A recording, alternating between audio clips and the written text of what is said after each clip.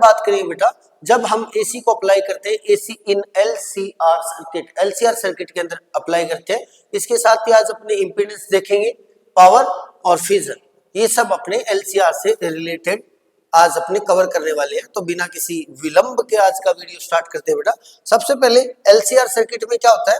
LCR circuit होता है एक ऐसा एसी सर्किट होता है जो कंटेन करता है, जिसके अंदर कनेक्टेड होते हैं एक एल यानी inductor of self inductance L, एक सी यानी capacitor of capacity C farad, एक आर यानी resistance of R ohm value का।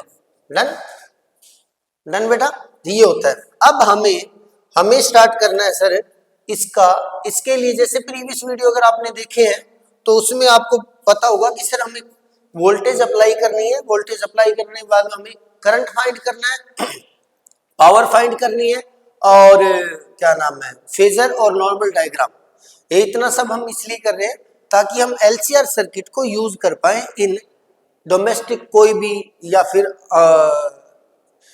कोई भी इलेक्ट्रिक डिवाइस जो एसी बेस्ड हो उसके अंदर।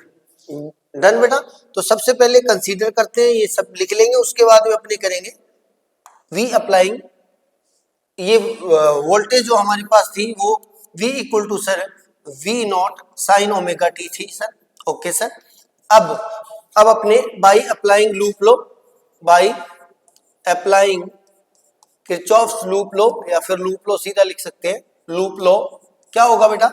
लूप लो बोलता है sigma V equal to zero, sigma V equal to zero, यानी जितना वोल्टेज सोर्स देगा उतना उनके अक्रॉस ड्रॉप हो जाएगा, बस इतनी सी बात है। इट मींस VAC अगर ये गिवन दे रहा है माइनस का VL यानी उसके across voltage drop, minus VC यानी कैपेसिटर के अक्रॉस, माइनस में VR यानी रेजिस्टर के अक्रॉस इक्वल टू जीरो। अब इन सब की वैल्यू जो है प्रीवियस वीडियो में मैं करवा चुका हूँ बेटा, तो ये अगर उधर लेके जाऊंगा तो प्लस का हो जाएगा सारा, VL प्लस VC प्लस में VR और इक्वल टू मेरे पास बन जाएगा VAC। अब इन सभी की अगर मैं वैल्यू पुट कर देता हूं तो मेरे पास बन जाएगा, इसकी वैल्यू होती है L di/dt सेल्फ इंडक्टेंस की डेफिनेशन से, प्लस में ये मेरे पास होता है बेटा Q/C कैपेसिटी की डेफिनेशन से, प्लस में ये वाला मेरे पास होता है बेटा IR रेजिस्टेंस की डेफिनेशन से और ये अपने पास हो जाए बेटा V not sine omega T जो अपने अप्लाई किया था। डन। अब हमारे पास एक ऐसा रिलेशन आ गया जो किसके अंदर है बेटा? LCR और अप्लाइड पोटेंशियल के बीच में। अब सबसे बड़ी प्रॉब्लम है कि जब आप इसका सॉल्यूशन करना चाहते हो तो इसके सॉल्यूशन के दो प्रोसेस है। कितने बेटा? दो प्रोसेस है। एक है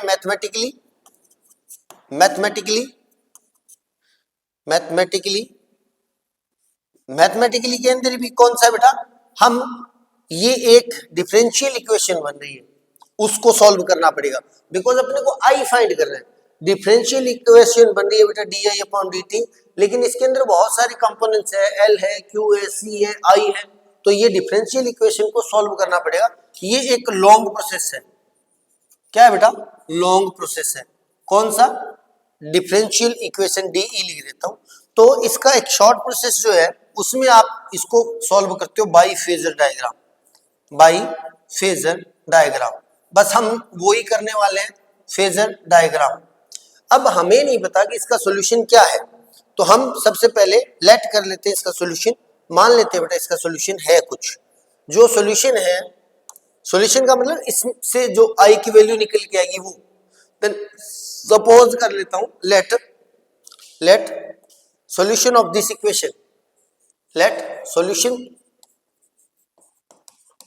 ऑफ दिस इक्वेशन जो है उसको मैंने मान लिया बेटा कि इसका solution sir I equal to मेरे पास I naught sine omega t plus phi आ रहा है।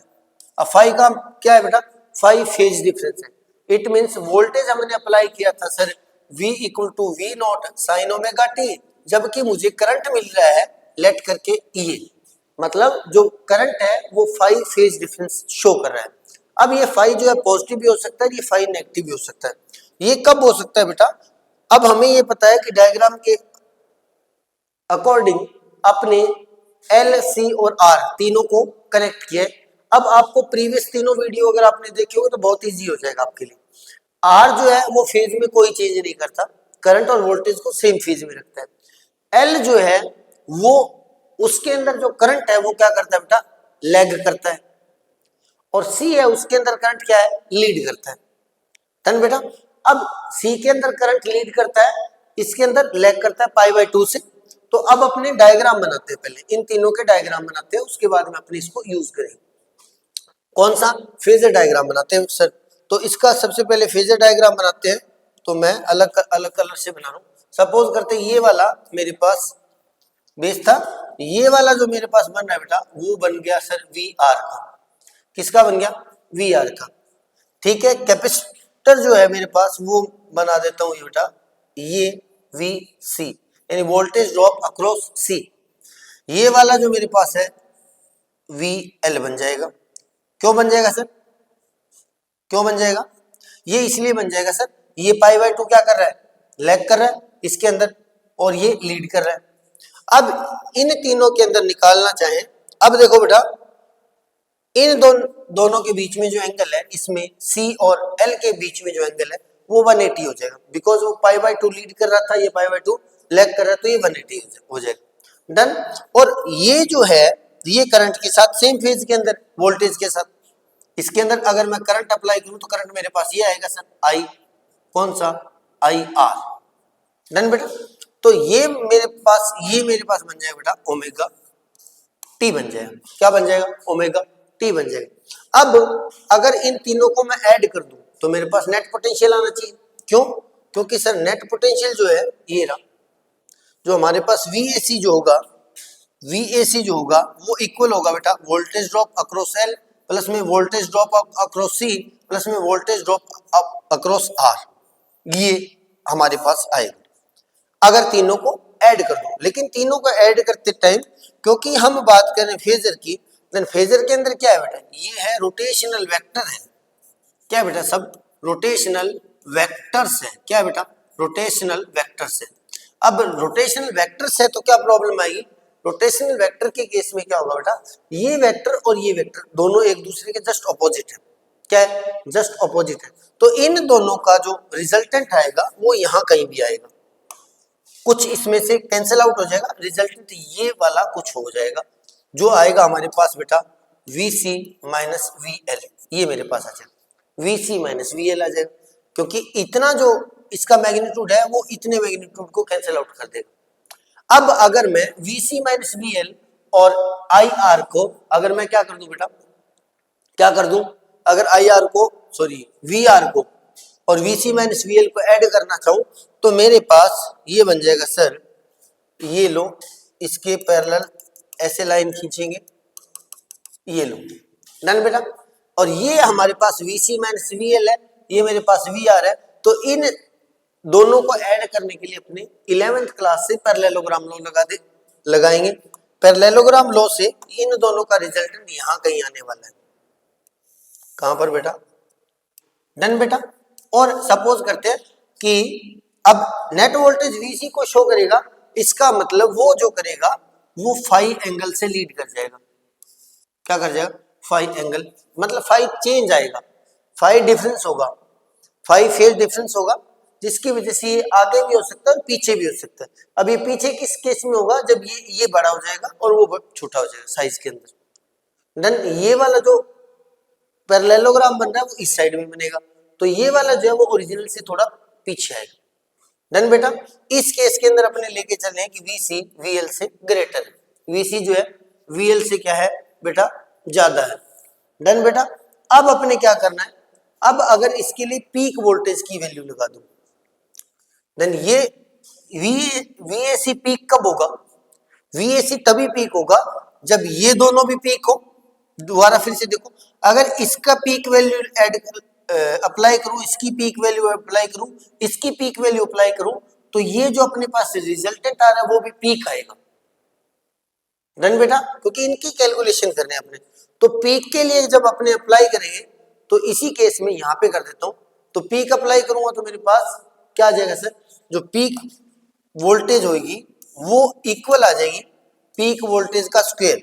अब स्क्वायर क्यों लगा रहा हूं, स्क्वायर इसलिए लगा रहा हूं sir, this is a right angle triangle, जिसमें ये VC, ये क्या है बेटा, VC माइनस VL है।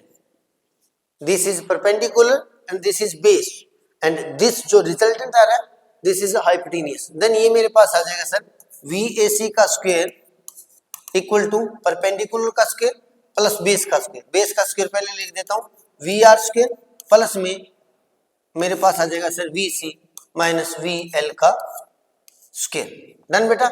इससे अगर मैं VAC फाइंड करना चाहूं देन उस साइड में रूट करना पड़ेगा, क्योंकि both side taking cube square root. Then मेरे पास ये रिलेशन क्या बन के आ जाएगा, ये मेरे पास आ जाएगा सर, ये अपने अभी लिखा है, ये आ जाएगा सर अपने पास क्या है, VR का स्क्वायर प्लस VC का नोट आएगा ना बेटा, नोट C का square minus V note L का स्क्वायर। डन बेटा। अब इसके बाद में अगर V नोट फाइंड करना चाहूं तो मेरे पास आ जाएगा सर रूट में क्या आ जाएगा बेटा, V नोट R का स्क्वायर प्लस में V नोट C का स्क्वायर माइनस में V नोट L का स्क्वायर। अब V, अगर आपने प्रीवियस दोनों वीडियो देखे तो आपको पता लग जाएगा सर V नोट जो आएगा वो आ जाएगा अपने पास I note XC, and V note L जो आएगा वो अपने पास आ जाएगा बेटा I नोट XL, जहां पर ये क्या है, कैपेसिटिव रिएक्टेंस और ये इंडक्टिव रिएक्टेंस। इन दोनों को मैं यहाँ पे अप्लाई कर देता हूं, कर दे सर, कर दो। देन मेरे पास V नोट क्या आ जाएगा बेटा, हमारे पास चल जा भाई, V नोट जो आएगा वो आ जाएगा बेटा रूट में I नोट R का स्क्वायर, क्योंकि V के लिए IR आएगा रेजिस्टेंस के लिए, प्लस में आ जाएगा बेटा I note XC minus I note XL का स्क्वायर। डन बेटा। अब यहाँ पर I नोट का स्क्वायर, इसमें भी I नोट का स्क्वायर आएगा, इसमें भी I नोट का स्क्वायर आएगा, तो I नोट का स्क्वायर तो तीनों में क्या आ जाएगा, कॉमन आ जाएगा, उससे I बार आ जाएगा बस। तो मेरे पास V नोट आ जाएगा सर I नोट, और रूट के अंदर ये सब बच गया, कौन सा sir, I square R square plus XC minus XL का स्क्वायर। डन बेटा। अब V equal to ohm's law बोलता है IR होता है, इसका मतलब अगर ये वोल्टेज है, ये करंट है, तो इसका मतलब ये एक्ट कर रहा है एज ए रेजिस्टेंस। क्या कर रहा है बेटा, एज ए रेजिस्टेंस ये एक्ट कर रहा है। देन इसको बोलते हैं बेटा इम्पीडेंस। क्या बोलते हैं, इम्पीडेंस बोलते हैं। तो मेरे पास V नोट आ जाएगा I naught Z, where Z is impedance. Z क्या आ जाएगा बेटा, Z इक्वल टू आ जाएगा R स्क्वायर प्लस में XC माइनस XL का स्क्वायर का root, this is called impedance. और इम्पीडेंस के लिए सेम जो SI यूनिट होगी इसकी, SI यूनिट, एंड डायमेंशन जो होगी बेटा, डायमेंशन जो होगी वो सेम एज क्या हो जाएगी, या MLT सेम एज रेजिस्टेंस हो जाएगी, सेम एज रेजिस्टेंस R लिख देता हूं। डन बेटा। अब यहां पर एक क्वेश्चन और पूछा जाता है, हमने जो ये बनाया है डायग्राम, ये वाला कहां गया, ये लो। अब अगर इसकी बात करें, अब ये अगर VR है, ये VC माइनस VL है, और ये हमारे पास रिजल्टेंट वोल्टेज आ रहा है, इसका मतलब ये है कि हम इसी ग्राफ को प्लॉट कर सकते हैं बेटा किसमें, XC और इनके अंदर। अगर इस ट्राइंगल को मैं अलग निकाल लेता हूं तो मेरे पास ये बन जाएगा, ये ट्राइंगल बन जाएगा सर, ये वाला। डन। और ये मेरे पास बन गया बेटा VR, ये मेरे पास बन गया बेटा VC माइनस VL। डन बेटा। अब इस केस के अंदर देखो, जब हमने V की जगह ये रखा था, कौन सा बेटा, ये रखा था ये। अब V के अंदर अगर ये रिलेशन आ रहा है, तो जो अपने Z के अंदर रिलेशन आएगा वो भी है, यानी इसका अगर मैं क्या करूं बेटा, इस रिलेशन का और इस रिलेशन का मैं क्या कर दूं, कंपैरिजन कर दूं, तो इस केस में Z का जो आएगा वो रिलेशन ही आएगा। तो इसी Z का अपने एक डायग्राम बना सकते हैं। कैसे बना सकते हैं सर, ये हमारे पास एक तो हो गया इस रिलेशन से this is our perpendicular, this is our base and this is hypotenuse. Same similarly triangle बना सकते हैं। तो ये हमारे पास एक ट्राइंगल ऐसा बन जाए बेटा, ये लो, जिसके अंदर ये जो एंगल है वो फाई बन जाएगा, ये हमारे पास बन जाएगा बेटा X C minus X L बन जाएगा, और ये हमारे पास एक्स सी, ये अपने पास आर बन जाएगा। ये क्या बन जाएगा आर, और ये एंगल 90 का रहने वाला है, ठीक है, एंड ये हमारे पास जेड बन जाएगा। डन बेटा, इसको बोलते हैं इंपीडेंस डायग्राम, इसको बोलते हैं इंपीडेंस डायग्राम, इंपीडेंस डायग्राम, इसको बोलते हैं बेटा impedance diagram. Is that clear?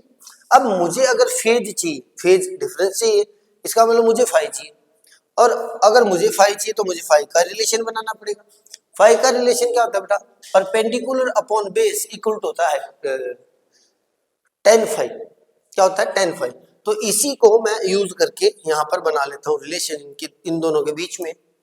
ये लो सर, इन दोनों के बीच में रिलेशन जो आया वो मेरे पास आ गया sir tan phi equal to मेरे पास आ जाएगा sir X C minus X L upon में आर आ जाएगा sir, X C minus X L upon में आर आ जाएगा। डन बेटा। अब हमें ये पता लग गया कि सर फेज डिफरेंस जो होगा वो ये होगा।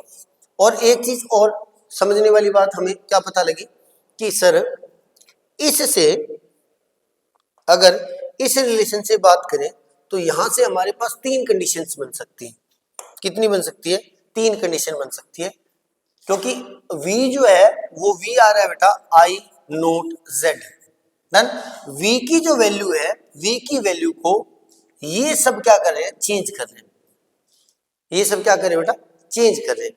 अब z जितना डिक्रीज होगा, अगर v नोट तो कांस्टेंट है, इन दोनों का मल्टीप्लाई है, इसका मतलब क्या है कि अगर z डिक्रीज होगा तो i इंक्रीज हो जाएगा,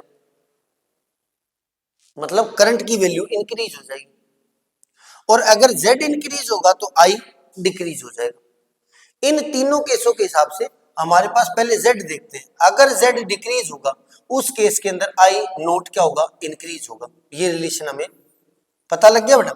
और दूसरे केस में क्या होगा, if z increase then i naught decrease होगा। डन। इसके हिसाब से कंडीशन बन सकती है तीन कंडीशन। पहली कंडीशन बन सकती है if X C equal to X L, X C equal to X L. जिस कंडीशन के अंदर ये X C equal to X L होगा उस कंडीशन में ये वाला सारा सिस्टम क्या आ जाएगा, जीरो हो जाएगा। क्या हो जाएगा बेटा, जीरो हो जाएगा उस कंडीशन में, क्योंकि इन दोनों का डिफरेंस जीरो हो जाएगा। उस कंडीशन में जो z आएगा वो आ जाएगा रूट आर स्क्वायर, यानी रूट क्या आ जाएगा बेटा, आर आ जाएगा।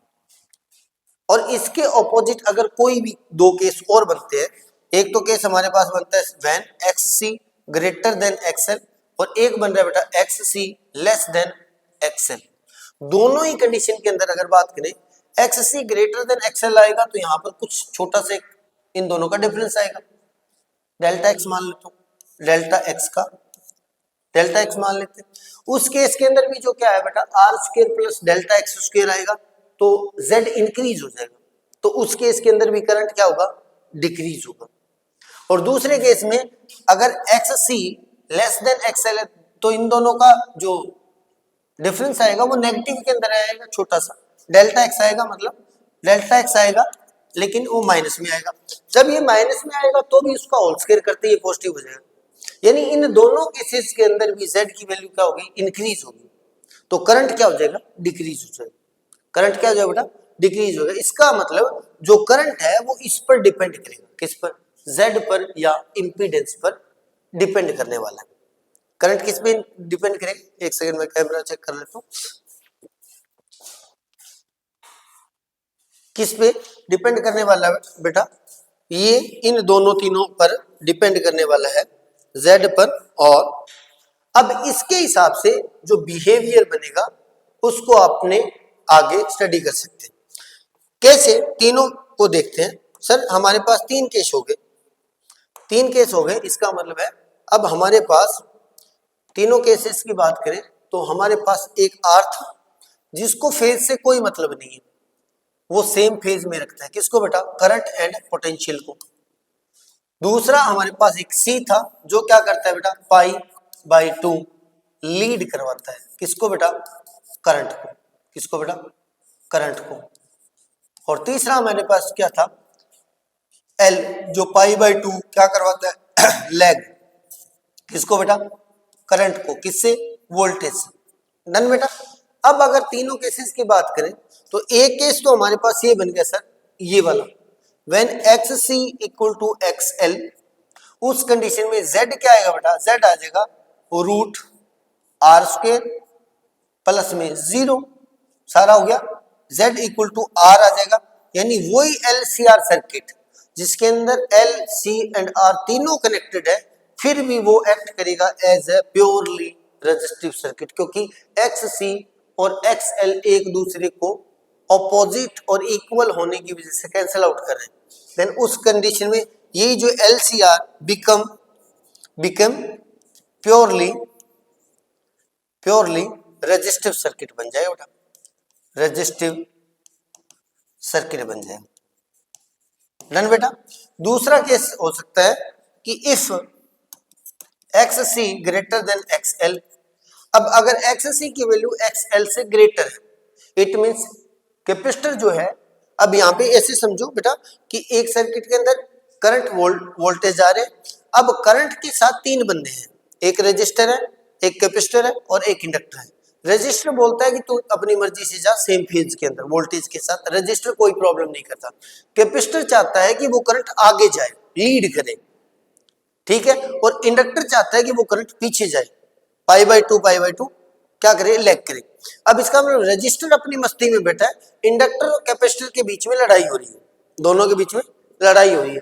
अब अगर एक्स सी एक्सएल से बड़ा होगा तो इसका मतलब क्या है कि कैपेसिटर जीत रहा है, कैपेसिटर जीत रहा है अपने जो उसने डिसीजन लिया उसके अंदर, जिसकी वजह से जो करंट है वो लीड करेगा, क्योंकि ये जीत रहा है तो करंट लीड करना चाहिए क्योंकि ये आगे चाहता है। तो अगर ये पावर में है तो इसका मतलब ये करंट को लीड करवाएगा। जब ये लीड करवाएगा तो वो जो हमारे पास वी आई जो आया था बेटा, I equal to I naught sine omega t five, ये जो फाइव आया था तो ये फाइव जो रहेगा वो पॉजिटिव रहेगा, तो इट मींस में फाइव क्या आ जाएगा बेटा? पॉजिटिव रह जाएगा। दूसरा इस केस में हो सकता है कि अगर इंडक्टर लीड करवाए, इंडक्टर क्या करवाए बेटा? लीड करवाए, तो इस कंडीशन इंडक्टर बड़ा हो, इंडक्टर का साइज या वैल्यू जो है वो बड़ी होगी। अब इंडक्टर की वैल्यू अगर बड़ी होगी तो ये क्या करवाए? लैग करवाएगा। इस केस के अंदर क्या होगा बेटा कि X L greater than X C होगा। इट मींस क्या होगा? इस केस के अंदर इंडक्टर जीत रहा है, इंडक्टर जीत रहा है तो वो क्या करवाएगा? इसको लैग करवाएगा। किसको? करंट को लैग करवाएगा। किससे? वोल्टेज से। इसका मतलब अगर voltage V note sine omega T हमने पुट की थी तो करंट जो आएगा इससे थोड़ा सा लैग करेगा। इट मींस इस केस में आई जो आएगा वो आ जाएगा बेटा I naught sine omega t minus pi, minus five, five का मतलब कोई भी। अब वो तो डिपेंड करता है ना भी इन दोनों की लड़ाई कैसे हो रही है। अब ऐसा हो सकता है कि अगर दोनों इक्वली एक दूसरे को कैंसिल आउट करें, यानी समान ताकत वाले एक जैसे, तो रेजिस्टर दोनों एक दूसरे को बिल्कुल कैंसिल आउट कर देंगे। अब एक बहुत ज्यादा तकड़ा है, एक बहुत ज्यादा मतलब कमजोर है, उस केस के अंदर ऐसा हो सकता है कि वो तो डिपेंड करेगा कि उनकी वैल्यू हम क्या पुट कर रहे हैं। इन दोनों का जो डिफरेंस आएगा वो तो डिपेंड करेगा कि उन दोनों की वैल्यू हम क्या पुट करें। डन बेटा। और ये चीज कौन बताएगा? एक्स सी और एक्स एल बताए। तो ये था हमारे। अब अगर तीनों का अगर अपने फेजर बनाना चाहे बेटा, क्या बनाना चाहे? फेजर। इस केस में तो कोई दिक्कत नहीं है, प्योरली रेजिस्टिव है तो इसका मतलब सेम फेज में ही रहने वाला है, जबकि तीनों चीजें कनेक्टेड है तो भी सेम फेज में रहने वाला है। इस केस के अंदर या इस केस के अंदर क्या होगा बेटा? इस केस के अंदर जो है पाई लीड कर रहा है, कौन? करंट लीड कर रहा है, तो वो फेजर नॉर्मल डायग्राम बनाएंगे, सॉरी नॉर्मल डायग्राम बनाएंगे तो ये अगर वोल्टेज का डायग्राम है, ये किसका डायग्राम है? वी का, तो जो करंट का डायग्राम होगा, करंट का डायग्राम कैसा है बेटा? करंट का डायग्राम लीड कर रहा है तो इसका मतलब करंट का पीक थोड़ा पीछे कहीं पे आ जाएगा, यहाँ पर थोड़ा सा पीछे कहीं पे आ जाएगा। ये जो इसका पीक है और इसका पीक जो है, इन दोनों के बीच में डिफरेंस है वो 5 के इक्वल आ जाएगा। तो ये ऐसा कुछ डायग्राम बनने वाला। और अगर नेगेटिव वाली बात करें, इस केस के अंदर करंट क्या करेगा बेटा, करंट जो है वो लैग करेगा। तो इस कंडीशन में करंट का पीक थोड़ा आगे आएगा इससे। जिस टाइम पे ये पीक बन रहा है उस टाइम पे उसका पीक थोड़ा सा बाद में आएगा। तो अगर ये वोल्टेज है, अगर ये वोल्टेज है तो करंट का पीक जो आएगा वो थोड़ा सा आगे आ जाएगा। इसका मतलब यहां कहीं से स्टार्ट कर लो, ये वाला पीक आ रहा है, देन दिस इज डिफरेंस जो है वो 5 हो जाएगा बेटा, ये वाला। Then this is normal graph. आज अपनी बात करें बेटा रेजोनेंस की, छोटा सा टॉपिक है, कोशिश करेंगे 5 ही मिनट में कवर हो जाए, लेकिन यहां से केस स्टडी भी बन सकती है और बड़ा क्वेश्चन भी बन सकता है और न्यूमेरिकल बेस्ड क्वेश्चन भी बनते हैं। इसलिए तो आज अपनी बात करें बेटा रेजोनेंस की। पहले देखेंगे रेजोनेंस क्या होता है, उसके बाद में अपने बात करेंगे इससे रिलेटेड कैसा क्वेश्चन बन सकता है। तो नेचर के अंदर किसी भी चीज की एक स्पेसिफिक नेचुरल फ्रीक्वेंसी होती है और उसको अपने फोर्स से उसके अंदर कुछ चीजें ऐड की जा सकती है उसकी फ्रीक्वेंसी। जैसे एक सिंपल एग्जांपल देखते हैं बेटा, जैसे मान लो कोई झूला झूल रहा है, कोई बच्चा, वो जो झूला झूल रहा है तो वो इधर आएगा वापस जाएगा, आएगा वापस जाएगा, आएगा वापस जाएगा, ये उसकी नेचुरल फ्रीक्वेंसी है झूले की, उस बच्चे की। अब ऐसे करते हैं कि उस झूले के साथ मैं भी क्या करता हूं, उसके अंदर एक फ्रीक्वेंसी से पुल एंड पुश करता हूं, एक स्पेसिफिक फ्रीक्वेंसी से पुल एंड पुश करता हूं। तो क्या होता है बेटा कि अगर वो एक नेचुरल फ्रीक्वेंसी से अपना स्विंग कर रहा था और मैं भी क्या करता हूं बेटा एक नेचुरल फ्रीक्वेंसी से उसको पुल और पुश करता हूं, तो एक स्पेसिफिक टाइम ऐसा आता है कि जिस केस यानी एक स्पेसिफिक केस ऐसा होता है जिसके अंदर उसकी फ्रीक्वेंसी और मेरी फ्रीक्वेंसी जो है मैच कर जाती है। जब उसकी और मेरी फ्रीक्वेंसी मैच करेगी, उस कंडीशन के अंदर जो डिस्प्लेसमेंट होगा, जो एम्पलीट्यूड होगा, वो मैक्सिमम आता है। ये सिंपल एग्जांपल देखते हैं कि जाते हुए झूले को उसी फ्रीक्वेंसी से आप फोर्स लगा दोगे तो उसका डिस्प्लेसमेंट मैक्सिमम होगा। डन बेटा, दोबारा फिर से देखें भी, किसी भी चीज की एक नेचुरल फ्रीक्वेंसी होती है, आप किसी एक्सटर्नल एप्लीकेशन से कोई फोर्स वगैरह अप्लाई करके या किसी भी टाइप की कोई चीज उसके साथ अप्लाई करके आप उसकी फ्रीक्वेंसी के एग्जैक्ट मैच वाली फ्रीक्वेंसी उसके साथ अप्लाई कर देते हो, तो वो जो डिस्प्लेसमेंट होता है वो मैक्सिमम अपने को मिलता है, उसको रेजोनेंस बोलते हैं। क्या बोलते हैं? रेजोनेंस बोलते हैं। अब ये हम क्यों पढ़ रहे हैं सर? हम इसलिए पढ़ रहे हैं क्योंकि हम एलसीआर सर्किट पढ़ रहे थे। हम क्या पढ़ रहे थे बेटा? एलसीआर सर्किट पढ़ रहे थे। एलसीआर सर्किट के अंदर हमारे पास जो V आया था वो आया था I नोट Z आया था सर। Z क्या था? Z इंपेडेंस था। तो V नोट जो हमारे पास आया था बेटा equal to I naught, Z की जो वैल्यू थी वो हमारे पास आई थी सर, Z की value R square plus XC minus XL का स्क्वायर आया था सर, आया था सर। अब इस केस के अंदर अब अगर ये जो आई नोट मैक्सिमम अपने को कब मिलेगा, जैसे मैंने प्रीवियस वीडियो में बताया था, वी नोट जो है वो आई नोट और जेड की वैल्यू है, इन दोनों का मल्टीप्लाई। अगर जेड डिक्रीज होगा बेटा तो उस केस के अंदर आई नोट क्या हो जाएगा? इंक्रीज हो जाएगा। और जेड की जो मिनिमम से मिनिमम वैल्यू होती है वो कब होगी? जेड की वैल्यू मिनिमम जब ये जीरो हो जाए, क्या हो जाए? जीरो। तो ये जीरो हो जाएगा इफ क्या हो जाए बेटा? XC इक्वल टू XL आ जाए, उस कंडीशन में this is zero, then V naught जो हमारे पास आ जाएगा वो बेटा I naught root R square बन जाएगा। देन V नोट जो आएगा वो क्या आ जाएगा बेटा? I नोट R आ जाएगा। यानी इस केस के अंदर ये सारा Z किसके इक्वल हो गया बेटा? R के equal, Z equal to R हो जाएगा। क्या हो जाएगा बेटा? Z equal to R। बस इस एक स्पेसिफिक कंडीशन के अंदर when XC equal to XL in LCR circuit, then हमें एक फिनोमिना देखने को मिलता है, when XC equal to XL, उस कंडीशन में I नोट की वैल्यू पीक पे होगी, I नोट मैक्सिमम मिलेगा अपने को, उसको अपने बोलते हैं रेजोनेंस। अब इसके बारे में देखते हैं, उसको अपने रेजोनेंस बोलते हैं। अब इसके बारे में देखते हैं बेटा कि सर जब XC इक्वल टू XL होगा, व्हेन अपने पास क्या आ जाए बेटा? XC इक्वल टू XL, उस केस के अंदर जो I नोट की वैल्यू मैक्सिमम मिलेगी अपने को। क्या मिलेगी बेटा? मैक्सिमम। अब मैक्सिमम मिलेगी कब? अब इसको अगर अपने रिलेशन प्रीवियस वीडियो में देखा था कि XC होता है बेटा 1 upon omega C। Equal to ये होता है हमारे पास ओमेगा एल।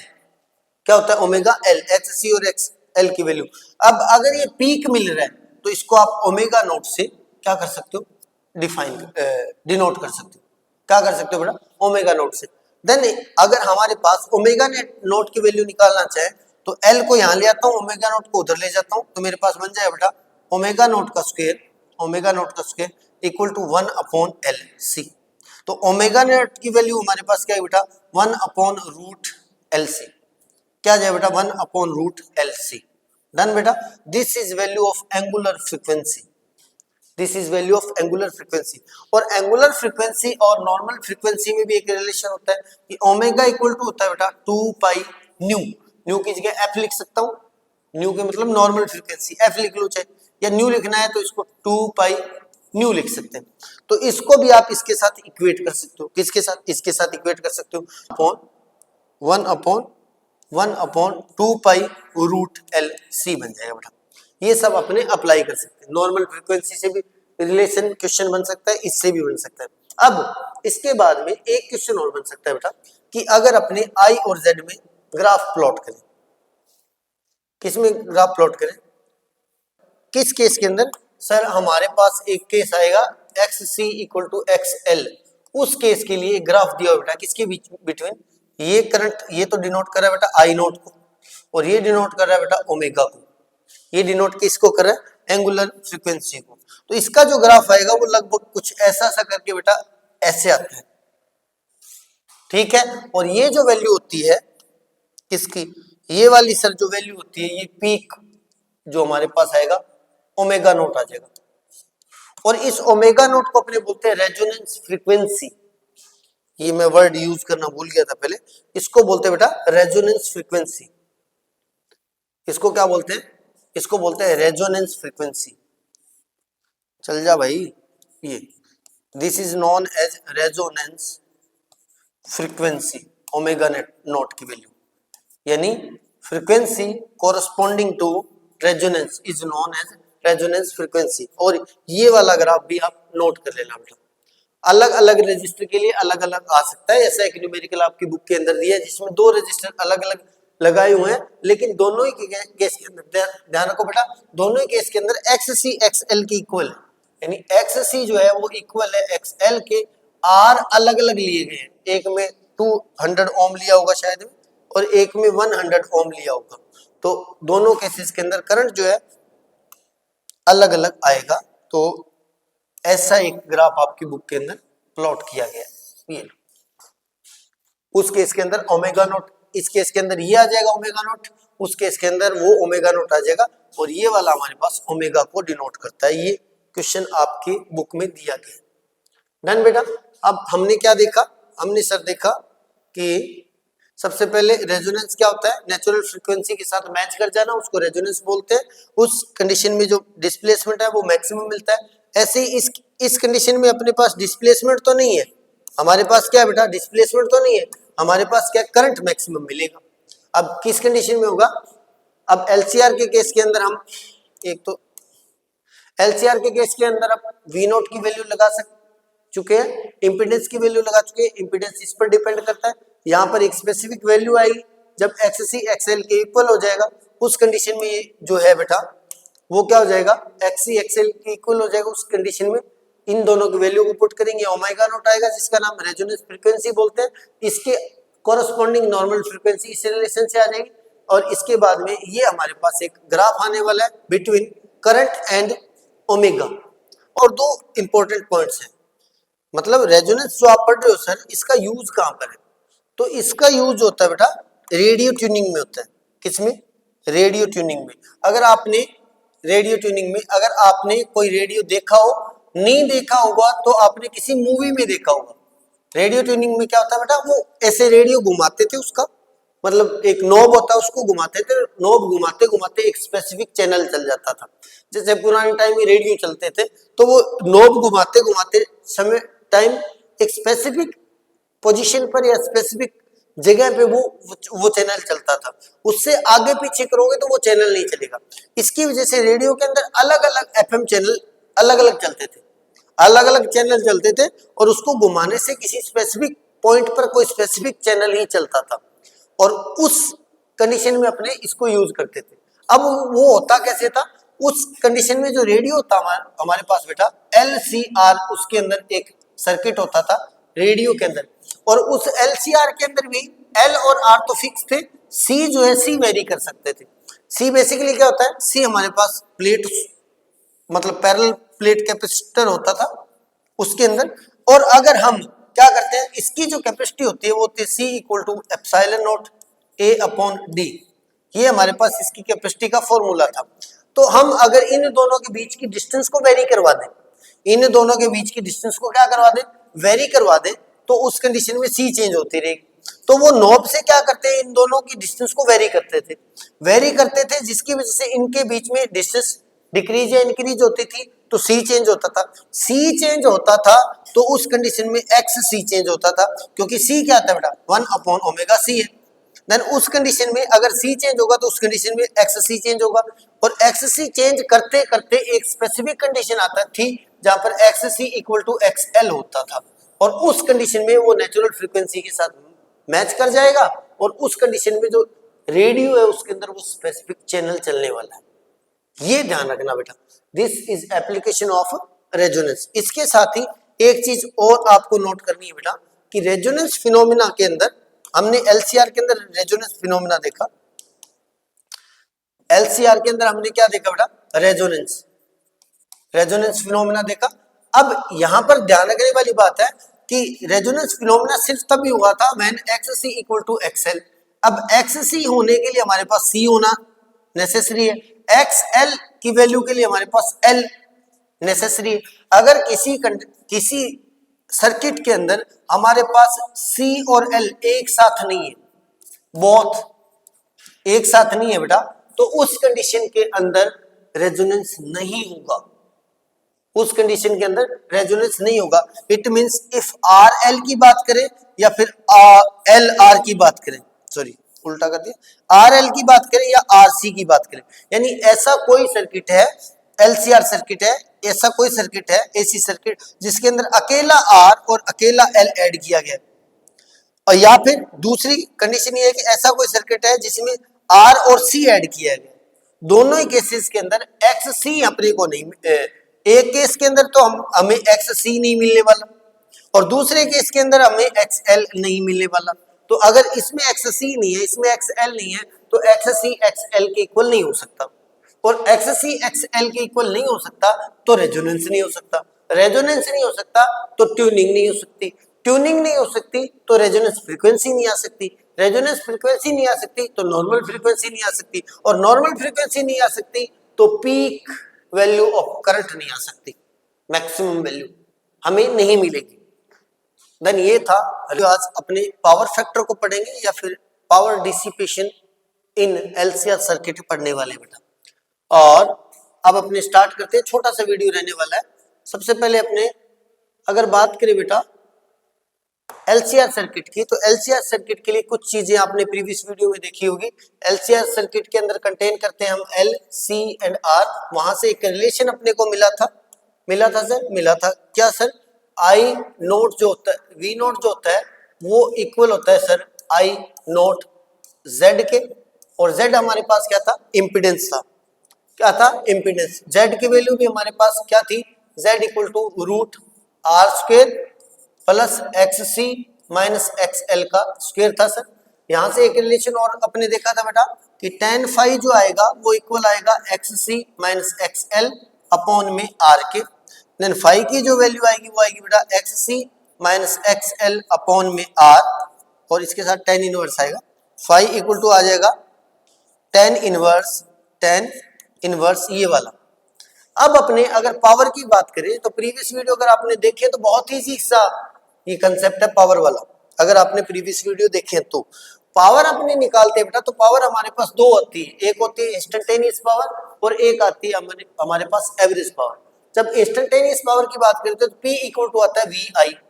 अब LCR सर्किट के अंदर अगर आप VI फाइंड करना चाहते हो तो हमने क्या किया था, हमने सर V पुट किया था, V तो इनपुट था हमारा V note sine omega T, और हमें करंट जो मिला था वो मिला था I naught sorry I equal to, previous video में आपने देखा होगा I naught sine omega t plus plus 5।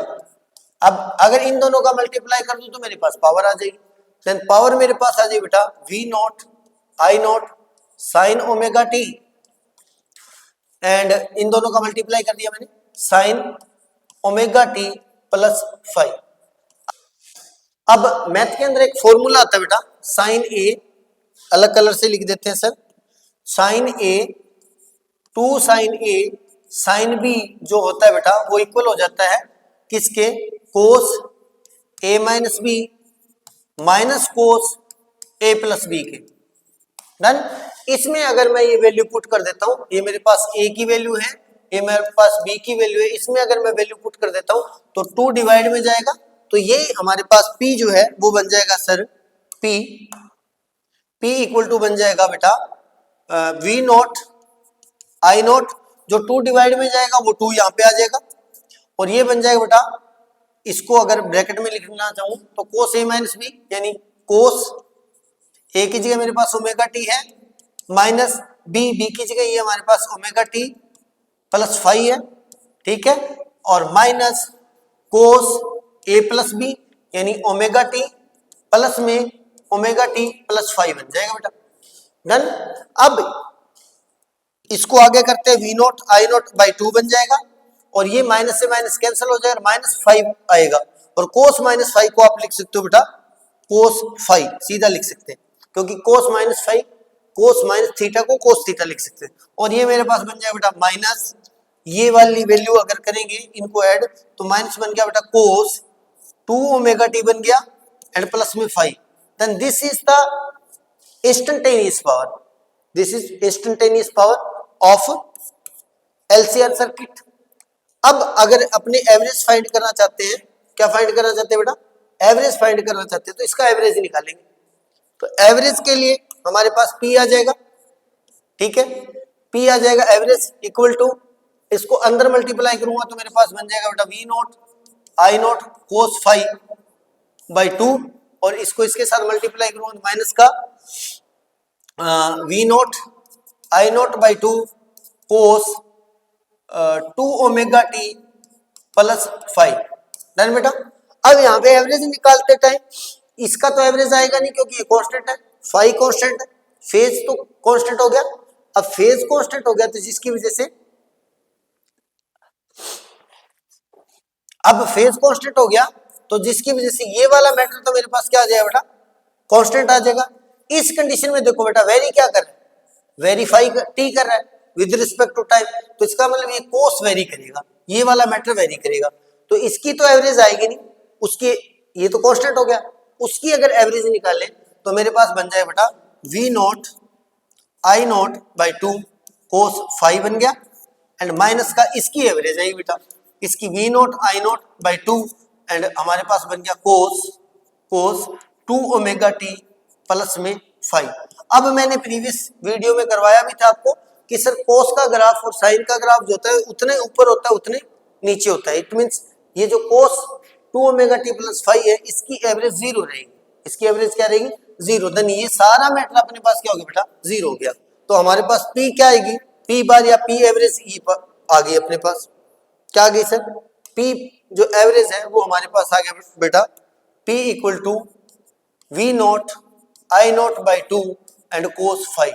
अब यहाँ पे नोट करने वाली बात है कि जो एवरेज पावर डिसिपेटेड इन एलसीआर सर्किट जो है वो 3 चीजों पर डिपेंड कर रही है, वी नॉट पर, आई नॉट पर और कोस 5 पर। इसका मतलब यहाँ पर कोस 5 पर डिपेंड करती है, कोस 5 मतलब cos of phase difference, cos of phase difference, और इस कोस ऑफ फेज डिफरेंस को अपने बोलते हैं बेटा, इस कोस 5 को अपने बोलते हैं बेटा power factor in LCR circuit, power factor in LCR circuit, LCR circuit इसको अपने पावर फैक्टर बोलते हैं। इसका मतलब जो एवरेज पावर डिसिपेट होगी वो इस 5 पर डिपेंड करेगी, कोस 5 पर डिपेंड करेगी, इसको क्या बोलते हैं पावर फैक्टर। अब इसके हिसाब से 3 कंडीशंस बन सकती हैं, 3-4 कंडीशन देखते हैं बेटा।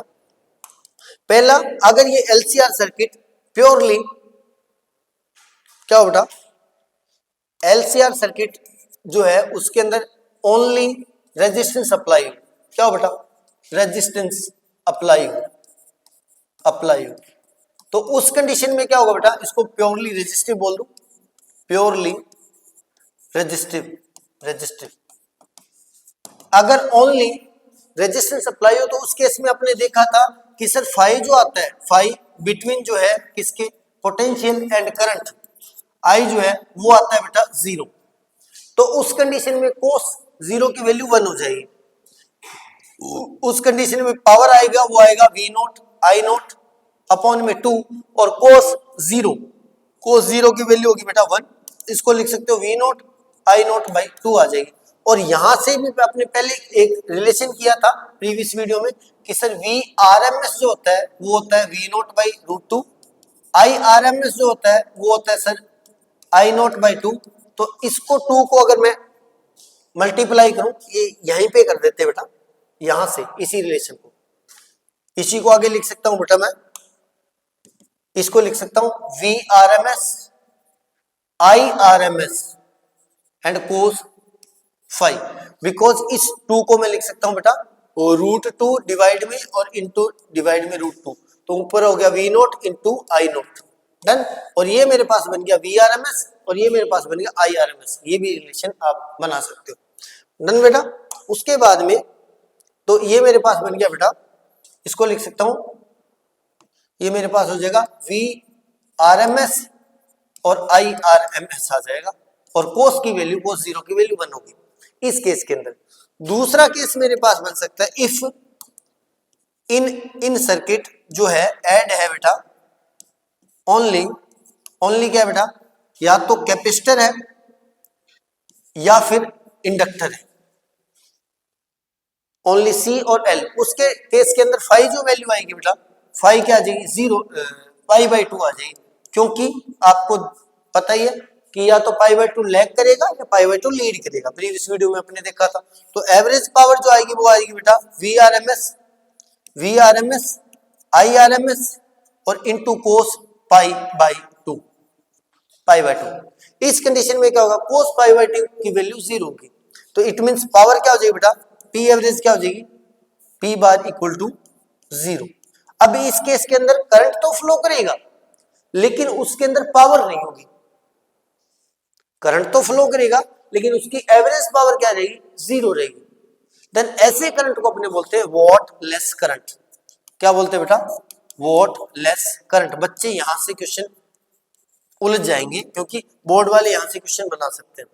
अब अगर प्योरली, और इसको बोलते हैं बेटा प्योरली कैपेसिटिव या फिर purely inductive circuit, in case of purely capacitive या प्योरली इंडक्टिव सर्किट क्या होगा, पावर फैक्टर की वैल्यू जो आएगी वो हमारे पास 0 आएगी।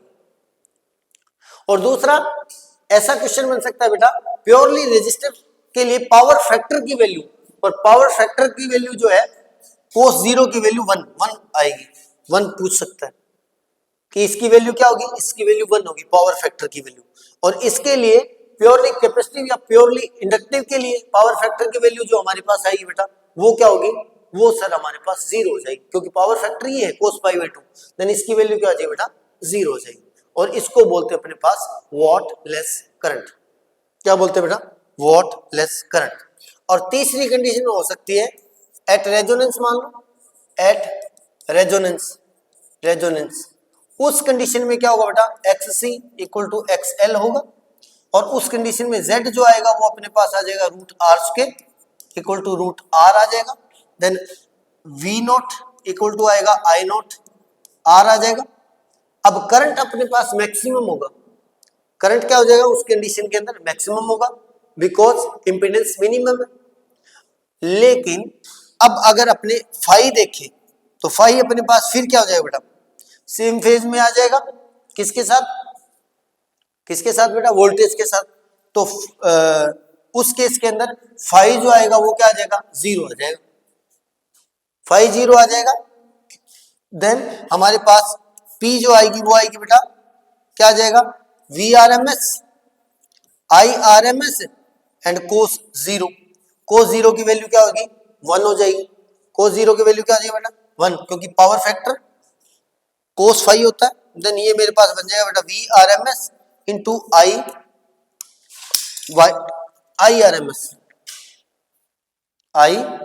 आर एम एस यानी एलसीआर सर्किट के अंदर जिस कंडीशन के अंदर एक्स सी और एक्स एल होगा, जिस कंडीशन के अंदर एक्स सी और एक्स एल इक्वल होगा, जिस कंडीशन के अंदर रेजोनेंस होगा, उस कंडीशन में पावर फैक्टर 0 हो जाएगा। उस कंडीशन के अंदर पावर जो होगी वो VRMS IRMS आएगी। This is value maximum, maximum value बेटा है, देन मैक्सिमम पावर डिसिपेट होती है। यानी LCR सर्किट के अंदर जब XC XL के इक्वल होता है देन वो LCR सर्किट जिसमें L C एंड R तीनों कनेक्टेड है बट वो वर्क करता है as a purely resistive circuit. उस केस के अंदर इंपीडेंस मिनिमम हो जाता है, उस केस के अंदर पावर फैक्टर की वैल्यू 0 हो जाती है, सॉरी फाई की वैल्यू 0 हो जाती है, पावर फैक्टर की वैल्यू 1 हो जाती है। उस कंडीशन के अंदर जो power dissipation in LCR circuit है वो मैक्सिमम आएगा। पावर डिसिपेटेड इन LCR सर्किट जो है वो अपने पास क्या आएगा बेटा, मैक्सिमम आने वाला है। डन बेटा, ये हमारे पास 3 केस बन सकते हैं। एक चौथा केस और बन सकता है। चौथा केस क्या बन सकता है? चौथा केस बन सकता है जब L, C एंड R तीनों कनेक्टेड है बट फाई इनके अलावा है। मतलब इफ फाई जो है वो कुछ भी है, जैसे एक तो अपने फाई की बात करें 0 और π/2, इसके अलावा कुछ भी है, देन उस कंडीशन के अंदर जो पावर आएगी बेटा, एवरेज पावर आ जाएगी VRMS IRMS एंड कोस से स्पेसिफिक फाई जो है उसकी वैल्यू आ जाएगी। बस जैसे सपोज करते हैं कि आपको ये बोल दिया जाए कि सर फाई जो फेज डिफरेंस है वो हमारे पास 30 है, 30 डिग्री है, या π/, मान लेते हैं 6 है, तो उस कंडीशन में पावर डिसिपेशन क्या हो जाएगा बेटा, पावर इन LCR सर्किट जो हो जाएगा वो अपना आ जाएगा VRMS IRMS एंड कोस 30 हो जाएगा बेटा। कोस 30 की वैल्यू जो होती है √3/2 ये होती है कोस 30, हाँ √3/2। तो उस कंडीशन में जो पावर डिसिपेट होगी वो हमारे पास आ जाएगी बेटा √3/2 VRMS एंड IRMS। डन बेटा, तो ये था हमारा power dissipation and the power factor से रिलेटेड वीडियो, और इसके साथ ही हमारा LCR चैप्टर जो है वो कंप्लीट हो गया है और इसका वन शॉट भी आपको मिल जाएगा चैनल के ऊपर। चैनल पर पहली बार आए हो तो चैनल को सब्सक्राइब करो, बेल आइकन के साथ ऑल सेलेक्ट कर लो, और मिलते हैं नई वीडियो में। तब तक के लिए goodbye, take care, keep studying.